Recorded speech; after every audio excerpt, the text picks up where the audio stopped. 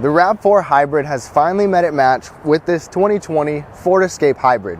Ford was playing this hybrid game a long time ago with the Escape, but they stopped doing it and they brought it back, and it's more efficient than ever. And we're going to take a look at the exterior details, the interior details, and of course we're going to take this hybrid for a test drive, and I'm going to tell you what kind of miles per gallon I have been getting in the week I've been driving it. Can't wait to show it to you. Let's get started. Now, as we take a look at the exterior details of the Ford Escape, this is going to be exclusively about this SE Hybrid model because I already showed you the SEL and talked about some of the other features. But starting right up front, we have the same headlight design. They're really large headlights. You've got some nice LED daytime running lights running underneath of those. These are halogen projector bulbs, and there's no fog lights on this trim, only LED on the titanium. The grille is more of a plain black grille compared to the others that have a little chrome surround, but this does have active grille shutters. And overall, this front end design is much more unique than the old Escape, and some people have actually pointed out that it looks a little bit like a Tesla or a little bit like a Porsche as well. And this is a Velocity Blue Metallic. It's a pretty vibrant paint. It really stands out for this Escape, so let me know what you think below and what you think of the design. We also get 17-inch wheels standard, but ours comes with these optional 19-inch wheels with two 25/55 series tires. And then on the side profile, you definitely have some swoopy action, some different design cues here. The mirrors are going to be black and heated, but no turn signals. The door handles will be body color though, but the belt line and then some large cladding at the bottom is going to be black. I wish that cladding wasn't quite as big. Dimensionally, this is about the same as the RAV4, about 180.5 inches long, but quite a bit smaller than the Ford Edge and the Ford Explorer. And suspension-wise, we have an upgraded suspension with an isolated rear subframe, which means it's going to have improved smoothness. And we'll go for a test drive in a little bit. Coming to the back, you get a body color spoiler, LED taillights with kind of a unique taillight design. They do look good at night as well. Then you'll get a hybrid badge and dual chrome exhaust tips. Now for the cargo area of the Explorer, a power liftgate on our trim is optional. You can push that little button back there. And this doesn't have quite as much space as the non-hybrid model. You'll get about 30.7 cubic feet with those rear seats all the way back and 34.4 with them all the way forward. So it's a little funky how they measure it. And then 60 cubic feet when you fold everything down. On this side, you've got a little hook and a 12-volt power outlet, which is nice to see. As you can see, we've got a cargo light right over there. There's even a little bit maybe of a storage cubby right over here. There are a couple tie downs back here. And then if you lift this up, it's kind of interesting. So they have a tire inflator kit. They've got room for a spare tire, but we actually have the 12-volt battery here instead of under the engine bay. The good news is there is room to put a spare tire if you wanted to, and you just can't lower the load floor down because of this styrofoam tray back here. And there are not any handles in the far back to fold this down. You can move the headrest out of the way, pull this lever, and then the seat goes flat. Climbing into the front seat of the Escape is super easy. It's just an easy slide right in. That SEL model I showed you had the entry-exit system where the seat could move, but this one doesn't. Standard on this trim is going to be cloth seats, but we have the optional Active X, which is a synthetic leather, and that'll give us 10-way power adjustable seats with 2-way lumbar.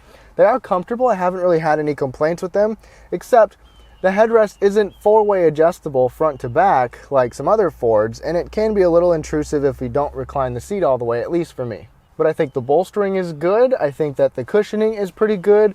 Don't really have any complaints with the overall comfort of the rest of the seat. These seats on this trim are also heated standard. The steering wheel is leather. The steering wheel is not heated like it was on the other trim, but you've got pretty good play in this steering wheel, which is always good to get comfortable. Now, taking a look at the rest of the interior, it doesn't seem quite as nice as some competitors. It doesn't really seem up to par as well as some of those, but it's functional and it's easy to live with. The door has enough soft spots and you can fit your water bottle down in the bottle holders. In front of you behind the steering wheel, we get a 12.3-inch screen, which is like the titanium and actually larger than that small screen on the SEL. And it really shows you quite a bit of information. You can see your lanes on there, your radar cruise control going, trip computer, all of that good stuff. So lots of information you can see on there. Moving over to the middle, we get a tablet style screen, which is probably one of the most tablet style looking screens that I've seen. It's an 8-inch screen. It's the Sync 3. It is touchscreen. We get Sirius XM, Apple CarPlay, Android Auto, Also 6 speakers, no advanced audio system on this one. And then below that, one thing that's a little bit surprising is that we have single zone climate control instead of dual zone. The dual zone is on the titanium. And then one thing I appreciate is right down here below our AC controls, we get a nice little storage cubby with a soft lining on the bottom. One complaint though is Ford's a little stingy with their USB ports, at least right now. I believe they're getting 2 more in the coming, I think later this 2020 model. Maybe in the back, maybe up here, I'm not sure.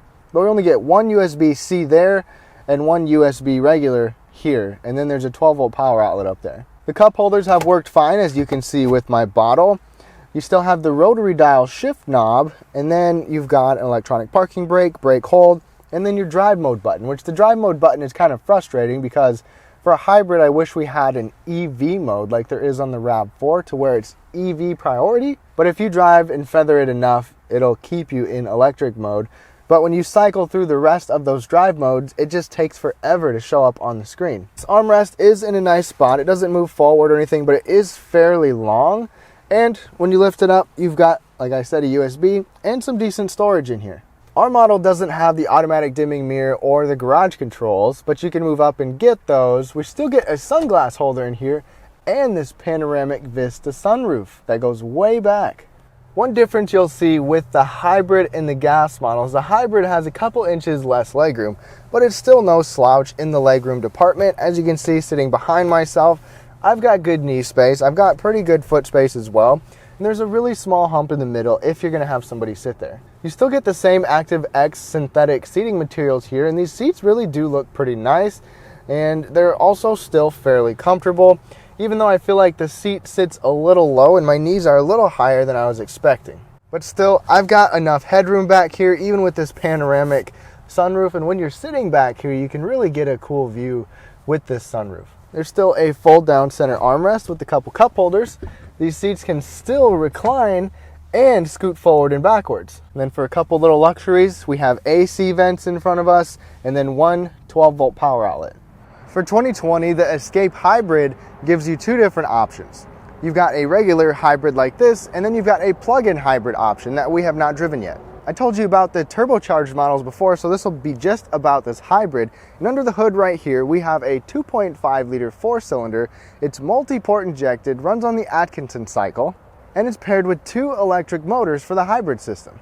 This can generate 200 horsepower. It's paired with an electronically controlled CVT and eCVT, not quite the same operation as a traditional belt and pulley CVT. And our model has all-wheel drive, and it's an actual all-wheel drive where the gas engine can send power to the rear wheels, unlike the RAV4 Hybrid, which is just an electric motor for the rear wheels. And efficiency is where this really takes the cake. All-wheel drive, right here we get 43 city, 37 highway, and 40 combined, and front-wheel drive will bump that up 1 mile per gallon combined. Now the plug-in option gets about 20 more horsepower, and we have not driven it yet to get actual figures, but it's front-wheel drive only. Now let's go ahead and take this for a drive and see just what kind of efficiency we can get. All right, everyone, we are going on the test drive, and I want to show you this key fob. So it's typical Ford key fob. We have optional remote start on here, and otherwise everything is pretty much the same. Push button start, and there's a touchpad on the door. So while we drive today, I'm going to kind of have this screen up. I know you probably won't be able to see it, but I'm going to tell you whether we're in hybrid mode, where the gas and electric is going, whether we're in electric mode, which wheels are getting power, how the regenerative braking is going. And at the end of this drive, I'm going to tell you exactly what efficiency we got on this drive and what I've been getting the entire time I've had it, and what this vehicle has gotten through its entire lifetime. So be sure to stick around and I'll read all those numbers to you. All right, everyone, we are off, and right off the bat in drive, we are in electric mode. Both front and rear axles are getting power. Now I'll tell you a little bit of the differences with this and that gas model. And right there, I don't know if you could hear that, but the gas engine kicked on. And that's one thing that I've noticed with this Escape is that, for the most part, going from electric mode to gas engine on is pretty seamless. However, it's definitely noticeable. I mean, there's a noticeable noise from that gas engine, and there's been a few times where it's been a little bit of a jerk. It's been a little bit rough.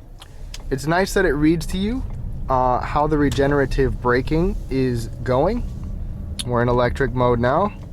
regenerative braking now. So the regenerative braking, the way that works is when you brake, you capture some of the kinetic energy and it helps to go and charge the battery. And in front of us, it's kind of cool. There's a little gauge on the right that shows how many kilowatts you're using of the battery and of the engine. And right now we're in hybrid mode. If I let off the gas, it's going to automatically charge the battery even without braking. It's just going to, because of that resistance. It'd be nice if we had paddle shifters here to help use some of that regenerative braking, like that Mitsubishi plug-in that I saw recently. And as I come to a stop, as I'm braking, it'll give you a message, brake coach, 100% energy returned. So that's pretty cool. It kind of coaches you and lets you know how you're doing with your braking. Now with a little bit of a more spry acceleration here, once I kind of got onto it a little more, the gas engine kicked on, and that one was pretty smooth and pretty seamless. Now one thing you'll notice about the Ford Escape is that it's not going to wow you with anything. It doesn't have an amazing ride comfort. It doesn't have amazing handling, and amazing, I mean amazing for the class. It's right on par. It's average. It does just fine. It's not a harsh ride, and it's not a sloppy handling experience. So for most of you, I think when you hop in here and you get behind the wheel, you're just going to feel right at home. I mean, it's very easy to drive.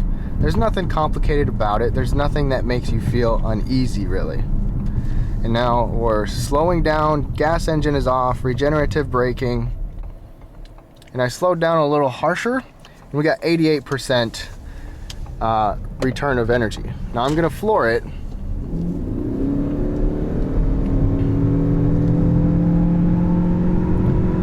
And that got us up to speed. Now the biggest difference here with this and those turbos is that, especially the 2-liter turbo, this is nowhere near as quick. And if we're going to throw the RAV4 Hybrid in there, this is not as quick as the RAV4 Hybrid either. Once you are up to speed and you kind of get on it though, this does have enough bite. So passing power is honestly not too bad.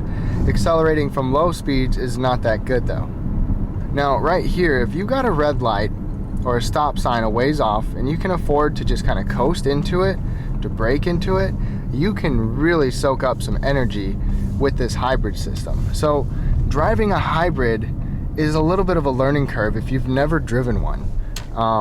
You can really milk these things. And I had a trip in town and some highway actually, not super long, but I wasn't really trying to milk it, but I was trying to get good mileage, right? I wasn't getting on it very much. I wasn't doing hard accelerations, and we got like 50 miles per gallon. So that's really awesome.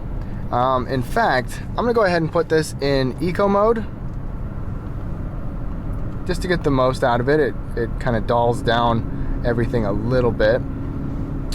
Now cornering, like I said, it's not great. It's not gonna wow you, but it's good enough. And the gas engine has been on for a little while, and we are down to 36.6 miles per gallon, 37 now. And I understand a lot of this drive with you guys here is going to be technically probably highway, because we don't have as much braking as we normally would in the city. And that's the reason that you get the best efficiency in the city, 43 compared to 37 miles per gallon, is because you get to benefit from all the regenerative braking that you're going to do. So city driving is definitely optimal with a hybrid. If you're just buzzing along like 75, 80 miles per hour on the interstate, it's not going to do that well efficiency wise. And then I'm just going to coast a little bit. The gas engine shuts off. It's taking up some electricity here. And we're going to go up to about 40 miles per gallon now in this short trip so far. Now this Escape does have the Ford Copilot 360. We have adaptive cruise control on here as well as an option. And I have a whole video explaining all of that and showing you how to use that on the brand new Ford Explorer. So if you want to check that out and how well the adaptive cruise works, how well the lane keeping works, be sure to check that out because it's pretty fun. Now up that just gradual incline back there, the gas engine was on and now it just turned back off. Then the gas engine running is a fair amount of noise into the cabin, more than I was hoping for. In fact, when this is in electric mode, it's pretty quiet. And that gas SDL model that I tested with the 2-liter turbo on the same road surface, same speed, same everything, actually registered louder with my decibel ratings than this did. And I wouldn't be surprised if it has something to do with the gas engine. Now, one thing about coming to a stop is the brake feel is a little bit different on a hybrid. It's just the way it is when you get through the regenerative brake portion, you actually get into the usable brake.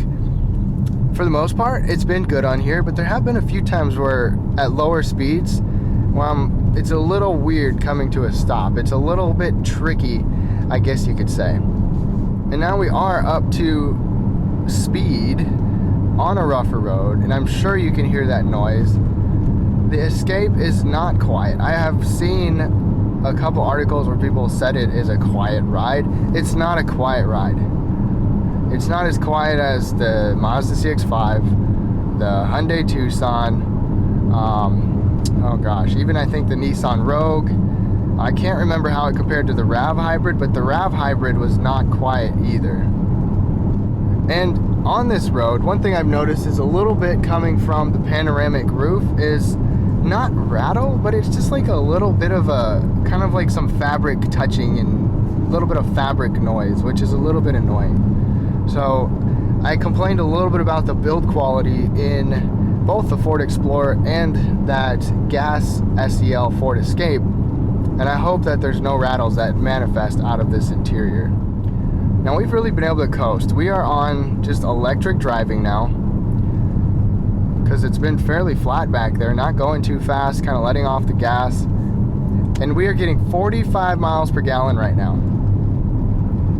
Now if I go ahead and kind of accelerate up this hill, it drops that fairly quickly because the gas turns on, it uses quite a bit of gas.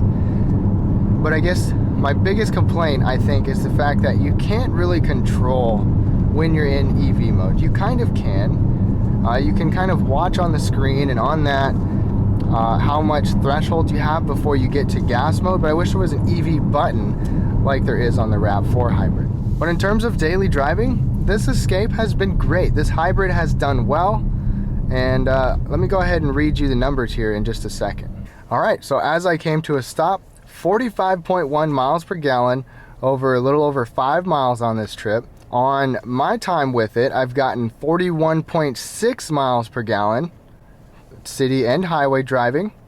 In the entire life of the vehicle, going through all the press people, any idling that it's done, 35.7 miles per gallon. So when I drove it, I got above EPA ratings, and it was not hard to do. So definitely efficient, and for those of you looking for an efficient crossover, this is a great choice. So to wrap things up on this Ford Escape Hybrid, the good news is that it was more efficient than the EPA said in my week of testing. I've also been lucky enough to drive the gas model, the 2-liter turbo of this Ford Escape, and that engine is fairly peppy and pretty impressive, but that is definitely for a different buyer, and this hybrid was good enough. Although it's not as peppy, it's not as fun, it's very efficient, especially if you're going to be doing city driving. There are only a couple of takeaways with the hybrid model versus the gas model. You've got a little bit less space in the way back and a little bit less legroom, but overall it's still a really nice hybrid option. What do you think of this? Which Ford Escape model would you go for? And be sure to check out that SEL gas model that I showed you before. Thank you so much for watching. Check out some of these other videos, and we'll catch you next time.